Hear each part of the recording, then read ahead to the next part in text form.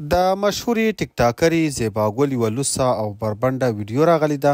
دغه ویډیو په سوشل میډیا، فیسبوک، یوټیوب او ټیک ټاک باندې ډیره زیاته مشهوره شوې ده او خلک یې یو بل ته ورلیږي. ملګرو، د زیبا ګل همدا پر لوڅه او بربنډه ویډیو موږ هم را پیدا کړه. د زیبا ګل دغه ویډیو موږ وکتله او زیبا ګل هم پکې هغه کارونه کړي دي چې انګریزان یې هم په بربند فلمونو کې نه کوي. ملګرو، که غواړئ چې تاسو هم د زیبا ګل همدا پر لوڅه او بربنډه ویډیو وګورئ نو له موږ سره په ویډیو کې تر پایه پاتې شئ. او که تر اوسه مو زموږ چینل نه وي سبسکرایب کړی نو مهرباني وکړئ پښتون ټایم یوټیوب چینل همدا اوس سبسکرایب کړئ. ملګرو، لکه څنګه چې تاسو ته معلومه ده چې زیبا ګل نن سبا په بار ملک کې اوسیږي، خو د دې دغه نوې تازه وایرل شوې ویډیو ډیره زیاته پخوانۍ ده.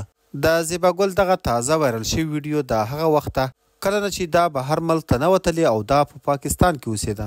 د زیبا ګل دغه ویډیو چې چا هم وایرل کړې ده هغه هلک نن سبا د پاکستان د پیښور په بورډ بازار کې اوسیږي او زیبا ګل هم د بار ملک تلو نه مخکې دلته په پیښور کې په بورډ کې اوسېده او دلته یې تعلیم هم کول. د دوی فیملي ډیره پخوانه دلته پاکستان ته راغلې وه. نو لکه څنګه چې تاسو ته معلومه ده چې د بورډ بازار کې اکثره افغانان اوسیږي، نو دا هم هلته له افغانانو سره یو ځای اوسېده. دغه هلک چې تازه د زیبا ګل همدا ویډیو وایرل کړې ده وایي چې زیبا ګل په بورډ بازار کې له موږ سره خوا کې کور و او دغه هلک وایي چې زما په پیښور کې د کپړو دوکان و، نو همدا زیبا ګل به زموږ دوکان ته راتله او هلته به یې له موږ څخه کپړې اخیستې.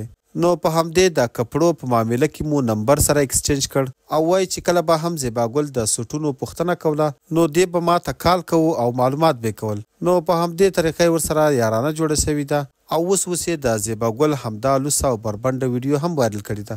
ملګرو، د زیبا ګل او د همدغه هلک چې کله موږ دغه پوره ویډیو وکتله نو دا پوره لوڅه او بربنډه ده. نو موږ هم نشو کولی چې د یوټیوب د پالیسي په وجې دلته له تاسو سره شریکه کړو.